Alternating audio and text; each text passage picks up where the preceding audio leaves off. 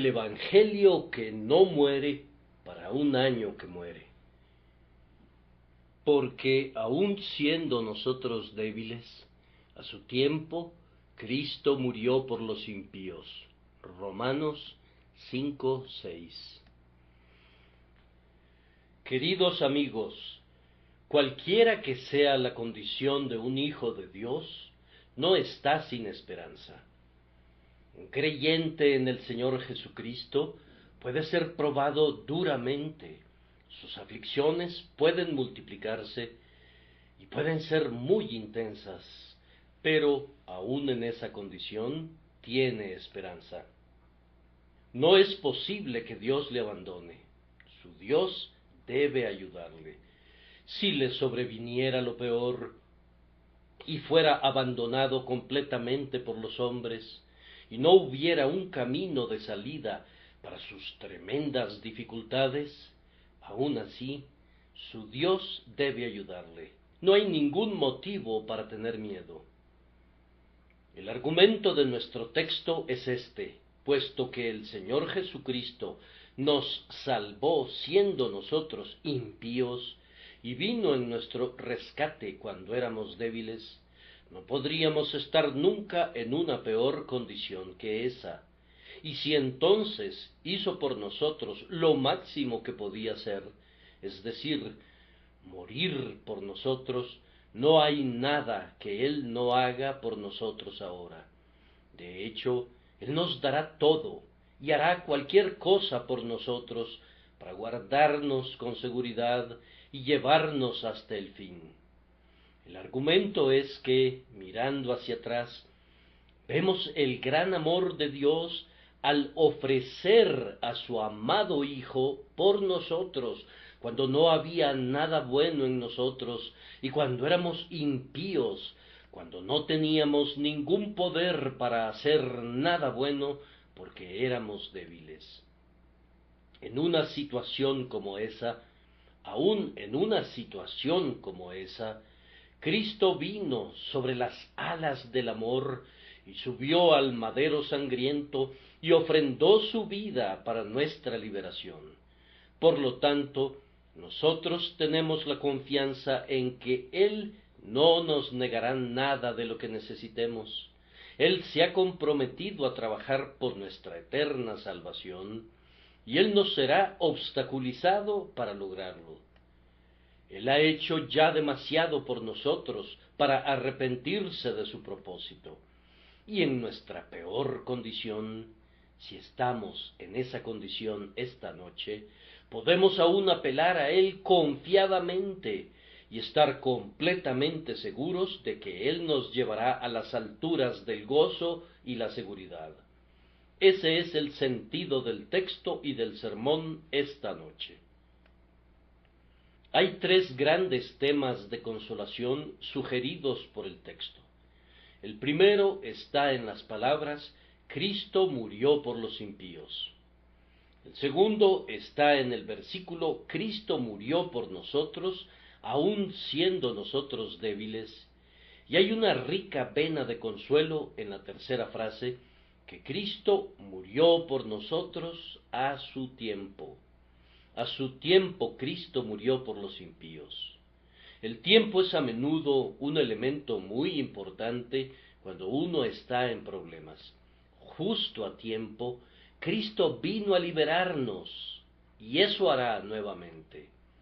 El primer punto de consuelo en nuestro texto es este: si algún hijo de Dios hoy se encuentra dolorosamente consternado y doblegado a causa de algún problema, imaginando que Dios lo va a abandonar, mejor que primero medite en estas palabras: Cristo murió por los impíos. Me gustaría que esta frase fuera puesta en las esquinas de cada calle: Cristo murió por los impíos. Me temo que eso generaría muchas observaciones al respecto. Muchos la patearían con fuerza, pero habrá otros que darían saltos de gozo a su vista. Cristo murió por los impíos. ¿Realmente quiso decir eso? La noción común que generalmente no se expresa en tantas palabras, pero que se alberga en muchas mentes, es que Cristo murió por la gente piadosa, que Cristo murió por los buenos. Pero el texto dice, Cristo murió por los impíos. Fiel es esta palabra y digna de toda aceptación, que Cristo Jesús vino al mundo para salvar a los pecadores. Repito nuevamente que la noción común, creída aunque no expresada, es que Cristo vino al mundo para salvar a los santos. Esto no es verdad. Él vino al mundo para salvar a los pecadores, o para ir nuevamente a las propias palabras del texto, Cristo murió por los impíos. Recuerdo haber leído acerca de una joven mujer que durante mucho tiempo había padecido angustia de conciencia, pero que había encontrado consuelo en una oración dicha por el señor Moody Stuart, que citaba las palabras de mi texto, Cristo murió por los impíos. Nunca antes la joven mujer había entendido esa idea. Siempre había tratado de encontrarse algo bueno y pensaba que si pudiera identificar alguna cosa buena en sí misma, entonces sabría que Cristo murió por ella. Pero fue como una nueva revelación cuando entendió verdaderamente que Jesucristo vino al mundo para salvar a pecadores y que murió por los impíos. Esto debe ser cierto, ya que la Escritura lo establece claramente. Cristo murió por los impíos. Debe ser cierto, ya que, en primer lugar, no había nadie más por quien morir, sino los impíos. En la misma epístola, Pablo afirma que toda la humanidad, tanto judíos como gentiles, están bajo pecado, ya que está escrito, no hay justo ni aun uno, no hay quien entienda, no hay quien busque a Dios. Todos se apartaron, a una fueron hechos inútiles, no hay quien haga lo bueno, no hay ni siquiera uno. El apóstol resume todo con una condenación que abarca a todos. No hay justo ni aun uno. Por tanto, si Cristo murió por alguien, debe haber muerto por los impíos, ya que toda la raza humana ha degenerado a esa condición, y ese es el estado por naturaleza de cada hombre que es nacido de mujer. Algunos son abiertamente impíos, algunos son religiosamente impíos, que es una condición muy peligrosa, ya que es engañosa, porque tiene la forma de piedad, pero niega su poder. Entonces, este primer punto está muy claro, y es que Cristo debe haber muerto por los impíos, ya que no había nadie más por quien morir. Seguidamente, solamente los impíos necesitaban que Él muriera por ellos. Si tú eres piadoso, si tú eres bueno, si has guardado perfectamente la ley de Dios, ¿qué tienes que ver con Cristo? Ya eres salvo. De hecho, no estás perdido y por tanto no necesitas la salvación. Si has guardado todos los mandamientos desde tu niñez, muy bien puedes decir, ¿qué me hace falta? Si eres tan bueno que difícilmente puedes ser mejor, y tienes el más respetable traje de justicia propia para presentarte ante Dios, yo pregunto nuevamente, ¿qué tienes que ver con Cristo? ¿Por qué tenía Él que morir por un hombre que no tiene ningún pecado que necesite ser lavado? Oh, ustedes, justos con justicia propia, miren las chispas de su propio fuego, ya que Cristo no encenderá ningún fuego por ustedes. Oh, ustedes que creen que su propio carácter ya es lo que debe ser, y cuya esperanza descansa en esa falacia, Repito, ¿por qué habría Cristo de ser médico de quienes no están enfermos? ¿Por qué habría de dar limosnas a quienes no son pobres? ¿Por qué habría de ofrendar su vida por el pecado de quienes no tienen ningún pecado? Cristo murió por los impíos, porque nadie, sino los impíos, necesitaban que muriera por ellos. Hay un punto que debemos enfatizar. Cristo ciertamente murió por los impíos. Su forma de muerte fue precisamente la que los impíos merecían.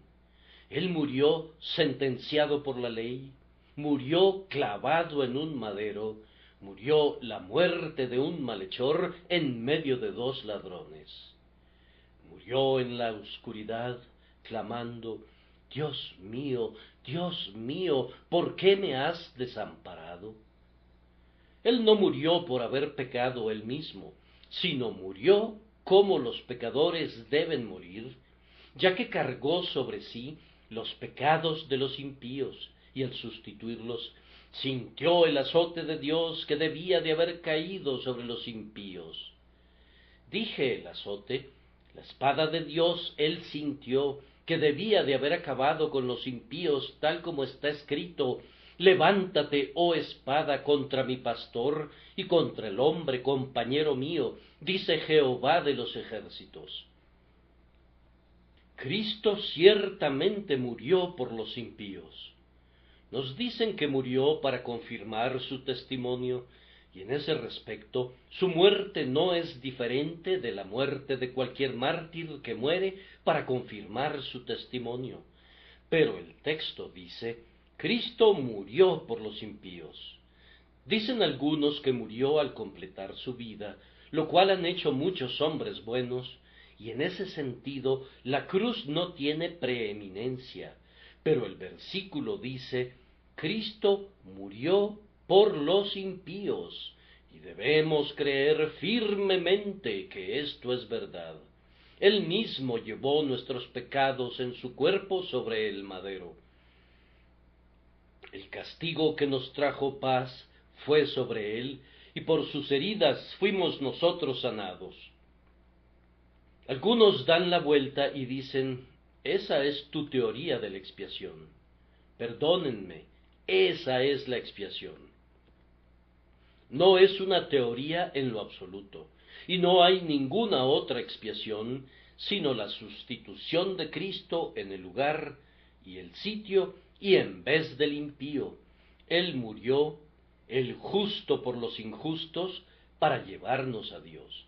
Esta es la única y verdadera doctrina de la expiación, y todo aquel que la reciba será confortado por ella, pero todo aquel que la rechace lo hace a riesgo de su propia alma. Cristo murió por los impíos. No puedo decir palabras más sencillas que las que Pablo, inspirado por el Espíritu Santo, ha escrito. Y allí están ante nosotros. Cristo murió por los impíos. Ahora pues, quiero que ustedes, que son el pueblo de Dios, tomen el argumento que hay en esta verdad. Si Cristo llevó a cabo este acto de coronación al morir por los impíos, ¿piensan que Él rechazará alguna vez al hombre que tiene paz con Dios? Lean su versículo nuevamente. Habiendo sido justificados por la fe, tenemos paz con Dios por medio de nuestro Señor Jesucristo. Ahora bien, si Él murió por ti cuando no tenías paz con Dios, cuando, de hecho, no tenías ningún Dios, cuando eras impío, esto es, sin la influencia de Dios, cuando eras enemigo de Dios haciendo obras perversas, si Cristo murió por ti entonces, ¿no te salvará ahora? Si sientes dentro de tu corazón, hoy, una dulce reconciliación con Dios tu Padre Celestial, entonces no importa cuál sea tu problema, no pienses que Dios pueda abandonarte. No importa la profunda depresión de tu espíritu, no pienses que Dios te puede abandonar. Él, que murió por ti cuando eras impío, ciertamente te salvará ahora que tienes paz con Dios por medio de Él. Más aún, cuando hayas leído esas palabras del primer versículo, tenemos paz para con Dios por medio de nuestro Señor Jesucristo, continúa leyendo el segundo, por medio de quien también hemos obtenido acceso por la fe. Entonces, tú eres uno de esos que pueden acudir a Dios cuando quieras y hablarle como un hombre habla a su amigo. Por la fe, tienes el permiso de acudir a Dios en la oración y en la alabanza y caminar con Dios en la luz, ya que Él está en la luz. Por favor, querido amigo, si Cristo murió por ti cuando estabas muerto, cuando eras impío, ¿te dejará? ¿Podrá dejarte ahora que te ha permitido el acceso al Padre por medio de Él mismo? Entras y sales de su casa como el Hijo nacido en ella, y si te amó de tal manera que murió por ti cuando eras un extraño para Dios, ¿piensas que te abandonará ahora que tienes el acceso a Dios por medio de Él? Continúa ahora un poco más adelante y encontrarás que está escrito: y nos gloriamos en la esperanza de la gloria de Dios. Apenas hace poco, tú lo sabes, no tenías esperanza de gloria, no esperabas llegar al cielo algún día. ¡Qué pobre alma eras! Tu gloria era tu vergüenza, tu gloria era el placer y las ganancias del mundo. Pero ahora tú te regocijas en la esperanza de la gloria de Dios. Dios te ha dado esa buena esperanza a través de la gracia. Algunas veces, cuando todo te sale bien, te subes a la cima del monte claro y mirando hacia la ciudad celestial, te parece que casi ves su luz. Algunas veces, cuando tienes el viento a tu favor, has escuchado algunas notas perdidas de las arpas de los ángeles y has deseado estar entre ellos. Algunos de ustedes saben que la esperanza de gloria a menudo se ha encendido en sus corazones. Entonces, pues, amados, si el Señor les ha dado esa esperanza, ¿podrá fallarles? Si Cristo murió por ustedes cuando no tenían ninguna esperanza, cuando no querían tener una esperanza, cuando eran impíos, piensen en el peso de este argumento para ustedes que se gozan en la esperanza de la gloria de Dios. Es más poderosa que miles de poderosos martillos, porque convierten añicos cualquier duda. El que murió por los impíos ciertamente salvará a aquellos que tienen una buena esperanza del cielo. Una vez más, ustedes están ahora tan lejos de ser impíos que el amor de Dios es derramado en abundancia en sus corazones por medio del Espíritu Santo que les ha sido dado. Ustedes saben que esto es así. Ustedes sienten que Dios les ama. Si no lo sienten hoy, lo han sentido antes. Se han dado cuenta del amor de Dios en sus corazones, como si se hubiese roto un frasco de perfume de esencias de rosas y el perfume hubiera llenado todo su espíritu. Ustedes se han dicho: Jesús me ama, y han sentido gozo en extremo con ese pensamiento, y también han dicho: yo sé que yo lo amo. Han sentido los movimientos de su espíritu como los témpanos de hielo que se derriten en la primavera. Todo arroyuelo que había estado congelado dentro de la naturaleza de ustedes ha dado saltos de graciosa libertad bajo la luz del sol del divino amor. Ahora pues, ¿piensan ustedes que el Señor les ha enseñado alguna vez a amarle y les ha mostrado su amor, y aún así les ha de olvidar? Me dirán ustedes: oh Señor, usted no sabe cuán terrible es mi prueba. No, la verdad no sé, pero su Padre Celestial sí sabe, Y si Él los amó cuando todavía eran impíos, los hará a un lado ahora que ha derramado con plenitud su amor en el corazón de ustedes. Oh, pero he perdido mi sustento de pan, no sé de qué voy a vivir. No, pero tienes al Dios vivo de quien depender, y después de dar a su Hijo para salvarlos, ciertamente les dará pan, no les dejará morir de hambre. Ah, pero mi querido Señor, el amado de mi corazón ha muerto. En el cementerio está enterrado quien fue objeto de todos mis amores.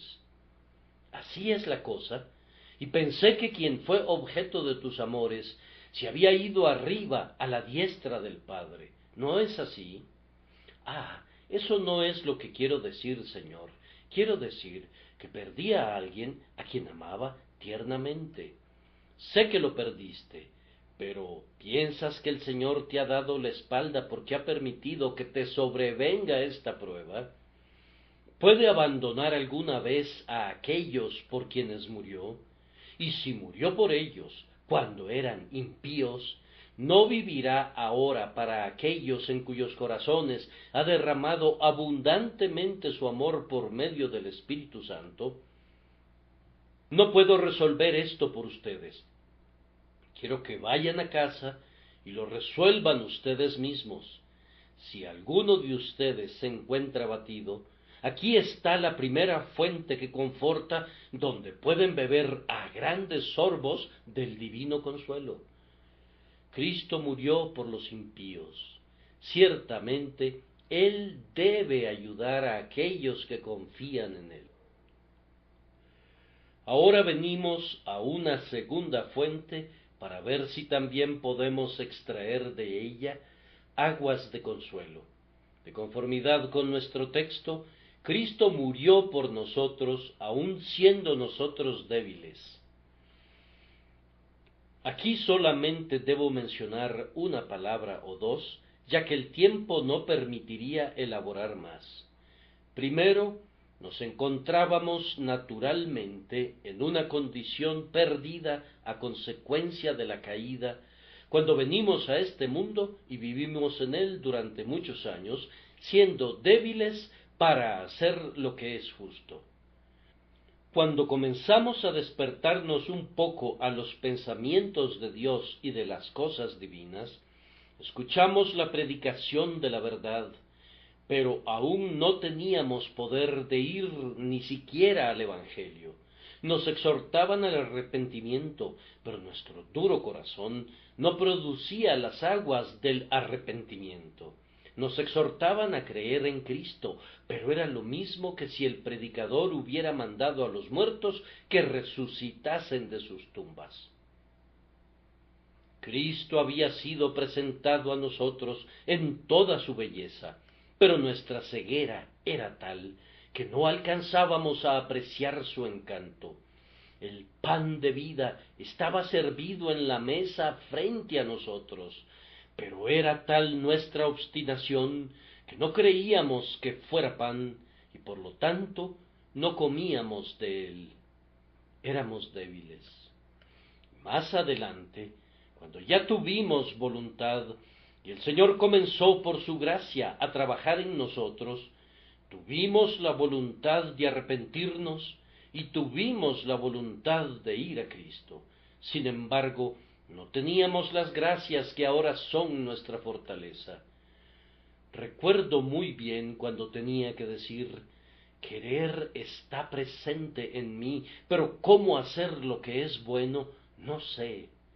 Quiero, pero no puedo arrepentirme. Quiero, pero no puedo creer. Tenía una roca en mi corazón. Una piedra estaba colocada sobre la boca del pozo del consuelo. Éramos débiles. Pero cuando nos encontrábamos en ese lamentable estado, sin ninguna de esas gracias que ahora son nuestra fortaleza, sin ninguno de esos santos frutos del Espíritu que son ahora la fuente de nuestro consuelo, aun entonces, cuando aún éramos débiles, Cristo murió por nosotros. cuando cada tendón y cada hueso estaban rotos, todo poder aniquilado, la vida misma se había evaporado, pues estábamos muertos en delitos y pecados, aun así Cristo murió por nosotros. Pues bien, hermanos, eso es cierto, ¿lo creen así?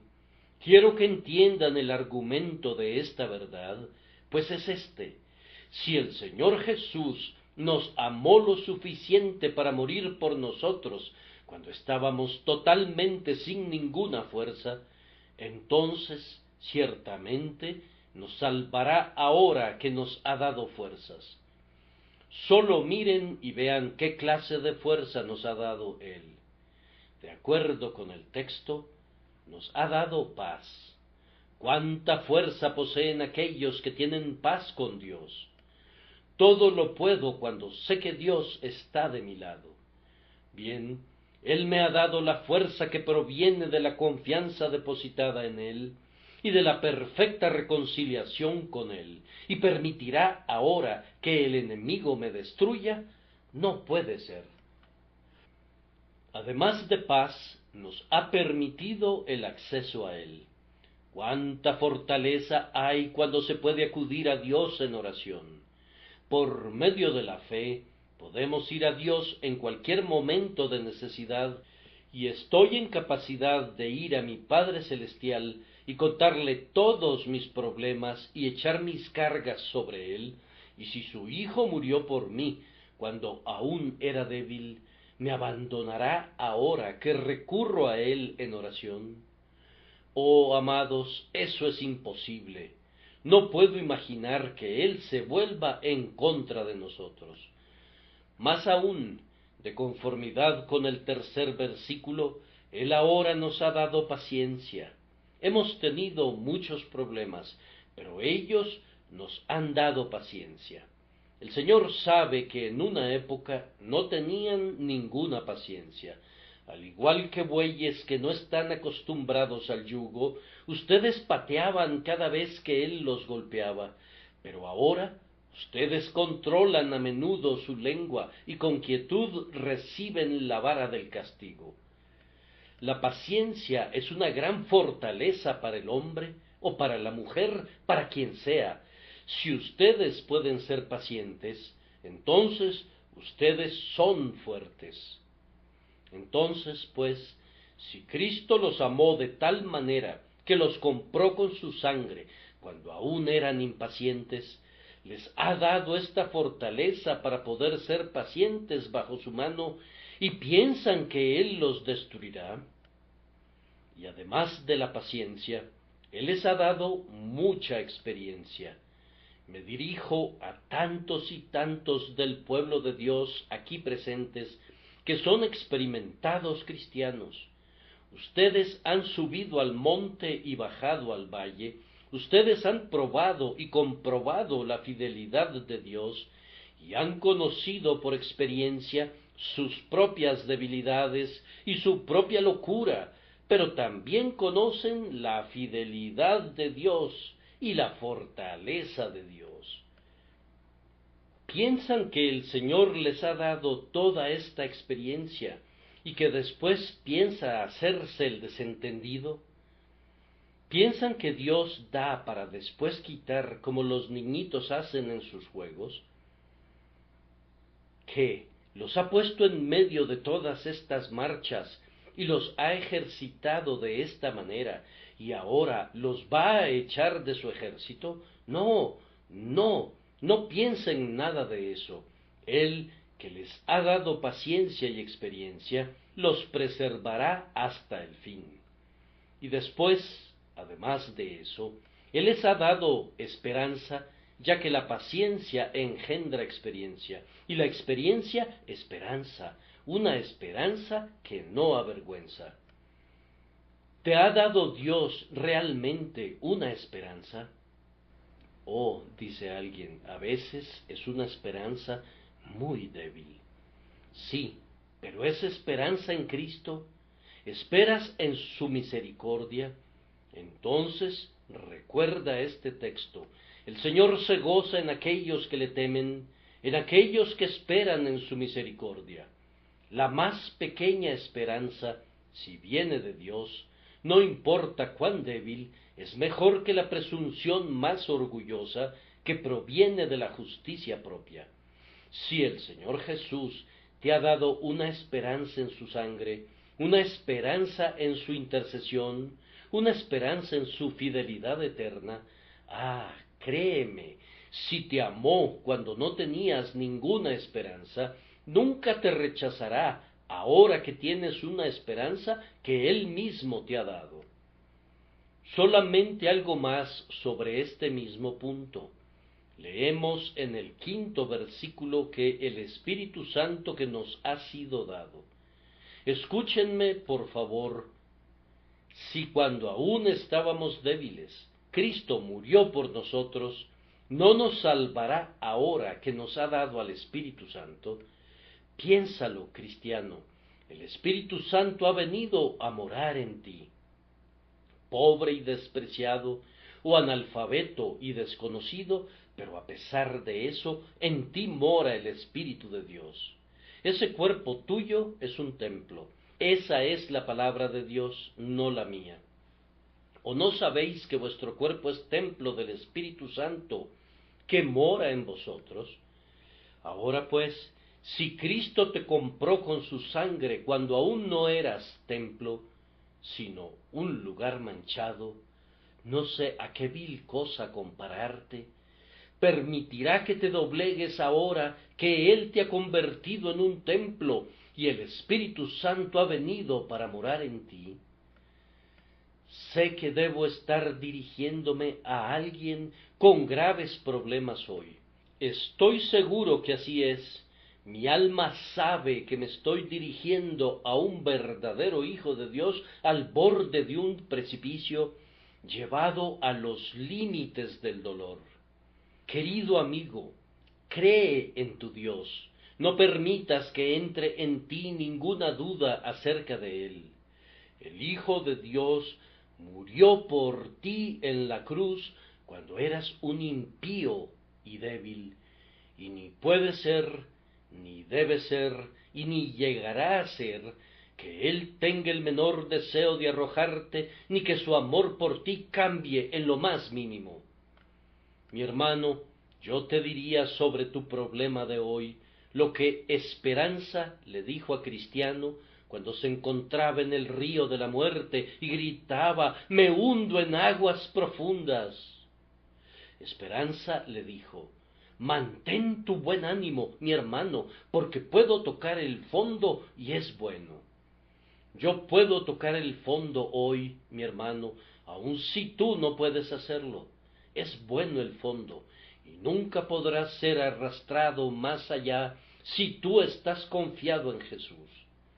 Él, que te ha traído al agua, si hace que la marea suba hasta tu barbilla, Él también te enseñará a nadar. Cuando ya no puedas caminar más hacia adelante, encontrarás agua donde podrás nadar, y no existen aguas lo suficientemente profundas para que un hijo de Dios se ahogue en ellas. Puedes bajar hasta la tumba, pero nunca podrás ir más abajo. Abajo están los brazos eternos. Siempre hay alguien que está listo a levantarte cuando estás sumergido en las peores circunstancias y pruebas.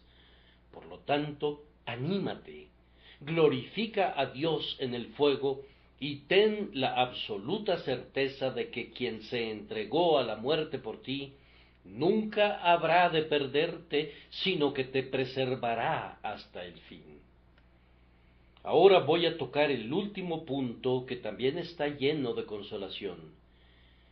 Pienso que acabo de escuchar a alguien suspirar profundamente y decir: puede ser como tú dices, todo eso puede ser verdad, y confío que así sea, pero me encuentro en tal problema que si no consigo ayuda directa, estaré arruinado. Tengo que gritar: «Date prisa, oh Dios, date prisa en mi ayuda». Quiero un Dios que pueda hacer lo que hizo el Dios de David cuando cabalgó sobre un querubín y voló, se remontó sobre las alas del viento. Ese es el tipo de Dios que quieres. Sí, ese es el tipo de Dios que tienes.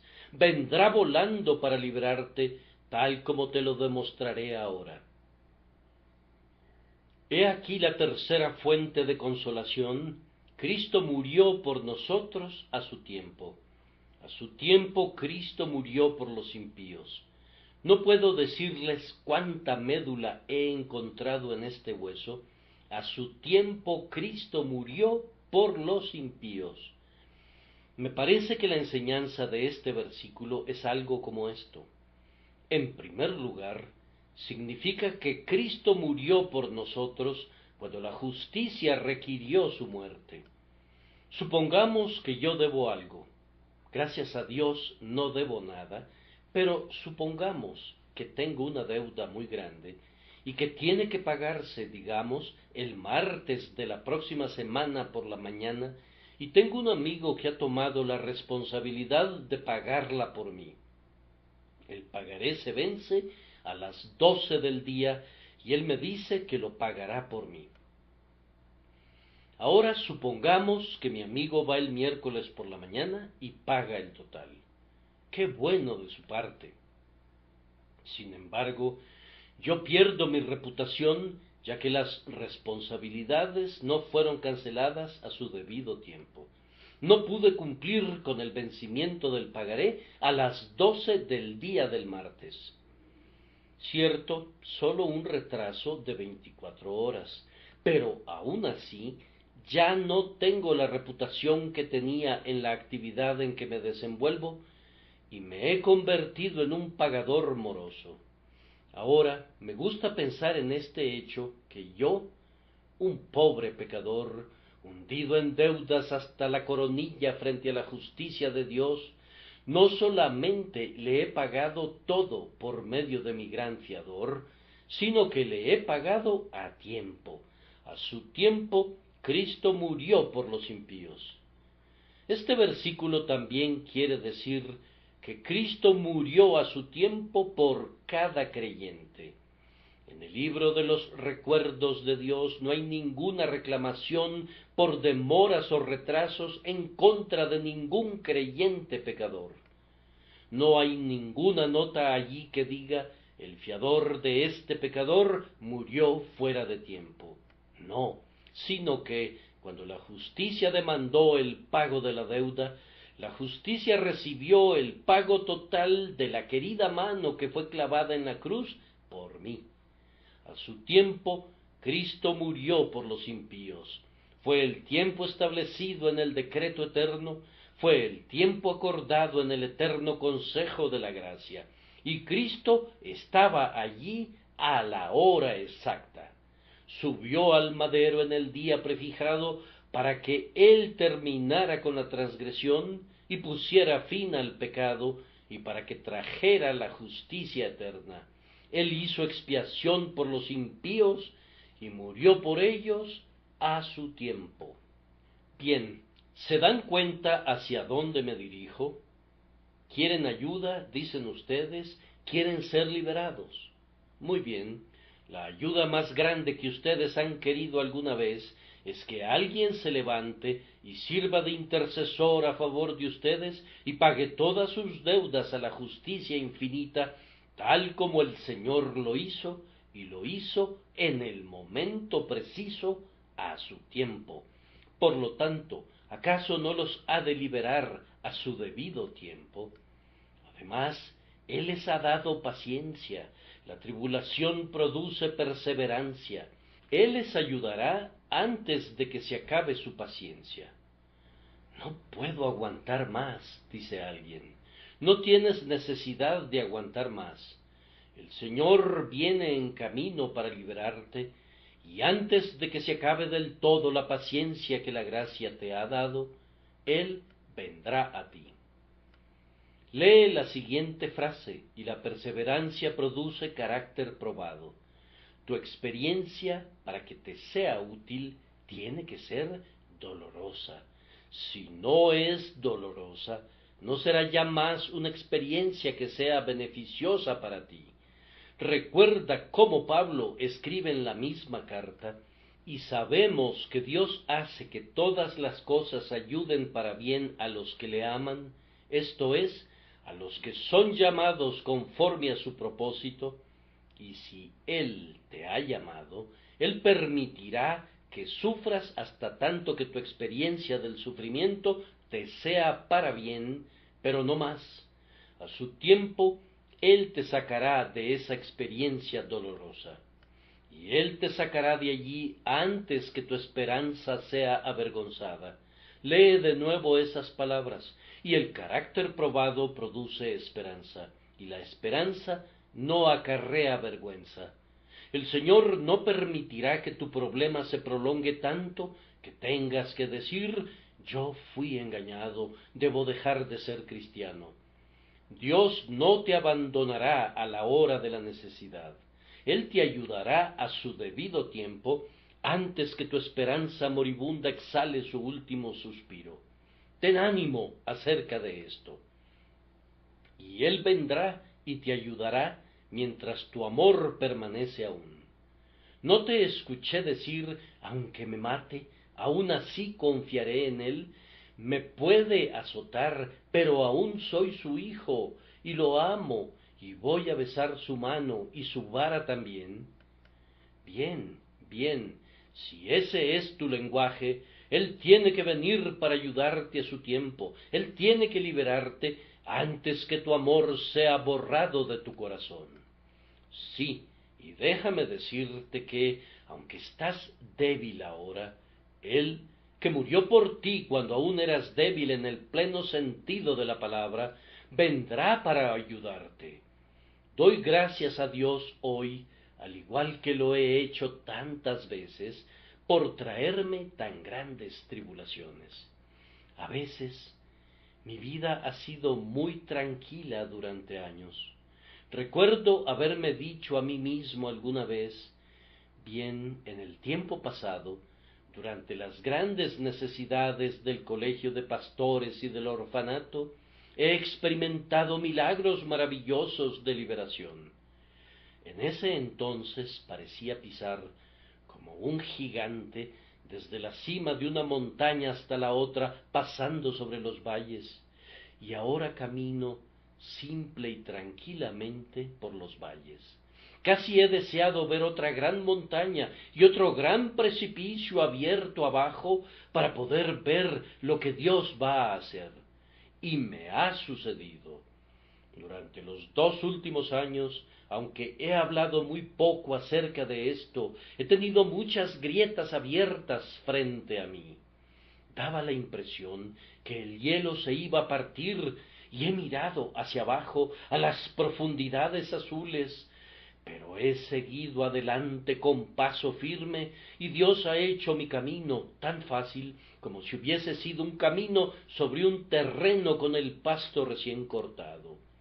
Es algo glorioso tener un gran problema, una gigantesca ola del Atlántico que te saca de balance y te arrastra mar adentro y te arroja a las profundidades, a las cuevas más escondidas del viejo océano, hasta llegar al fondo de las montañas, y ves allí a Dios, y después sales a la superficie y proclamas cuán grande es Dios y con cuánta gracia Él libera a su pueblo.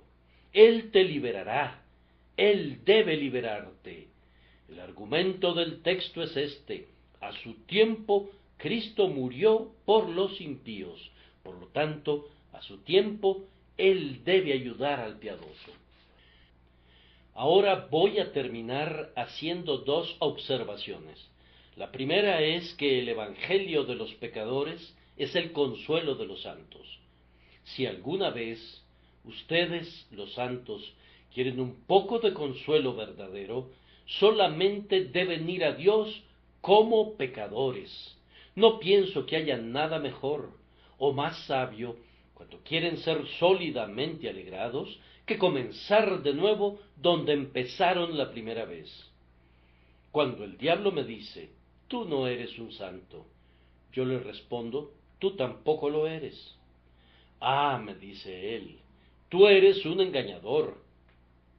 Yo le contesto, tú también. Ah, me vuelve a decir él, pero tú estás equivocado. Tu experiencia ha sido un engaño. Tú no eres un hijo de Dios. ¿Qué soy entonces? Dímelo, ya que sabes tanto acerca de mí. Tú eres un pecador, dice él. Muy bien, Satanás, te doy gracias por estas palabras, porque Jesucristo vino al mundo para salvar a pecadores. Así yo comienzo de nuevo, y si tú comienzas de nuevo de la misma manera, encontrarás a menudo que este es un buen atajo hacia el consuelo.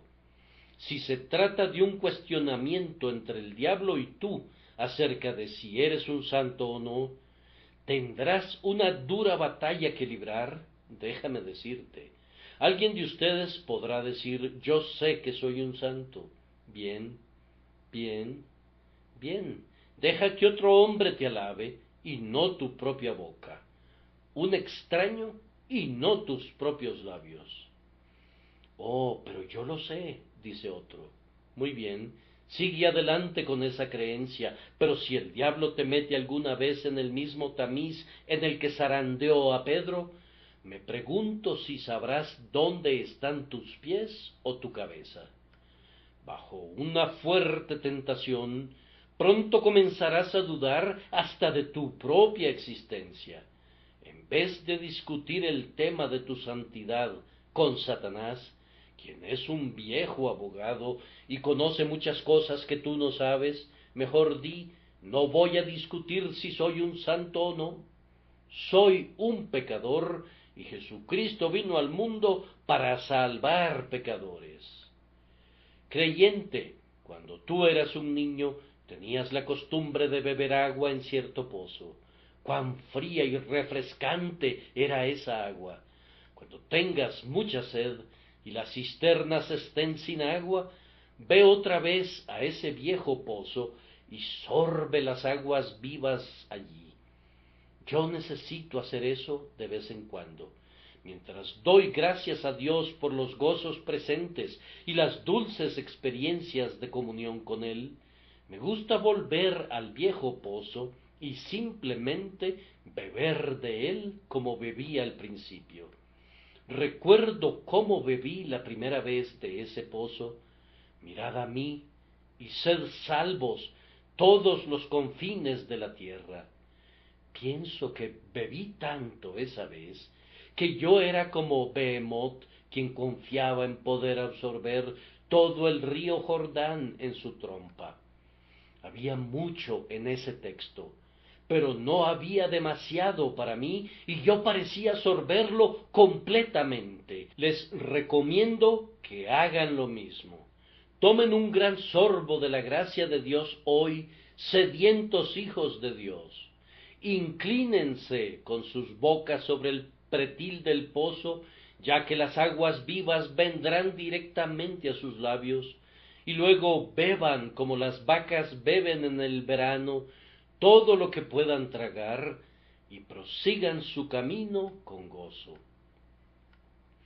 El Evangelio de los pecadores es el consuelo de los santos. Esa es una observación. Y la otra es esta: el consuelo de los santos es el Evangelio de los pecadores, ya que, si el Señor ha hecho grandes cosas por cualquiera de su pueblo, ¿qué razón hay, pobre pecador, para que no pueda hacer lo mismo por ti?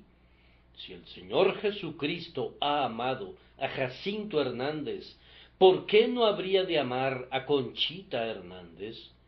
Y si el Señor Jesucristo ha salvado a Tomás González, ¿por qué no habría de salvar a Cristóbal González? Hablo en serio, ya que Él no nos ama porque haya algo de valor en nosotros, sino simplemente porque Él ha decidido amarnos, como está escrito: tendré misericordia de quien tenga misericordia, y me compadeceré de quien me compadezca. Por tanto, ustedes pueden venir, ustedes, culpables, al soberano dador de misericordia no merecida, y tocar el cetro de plata de su gracia y ser salvos hoy. Que su dulce espíritu los traiga. Que nadie de nosotros pregunte si somos santos o pecadores, sino que vamos todos juntos, vamos en masa a la cruz, volemos todos al Calvario, y estemos allí, y veámoslo a Él, el eterno Hijo de Dios, sangrando y muriendo sobre el madero, y creamos todos ahora que Él puede, que Él quiere, y que Él salva, más aún que Él ha salvado nuestras almas. Que el Señor nos dé su gracia para lograrlo, para gloria de su nombre. Amén.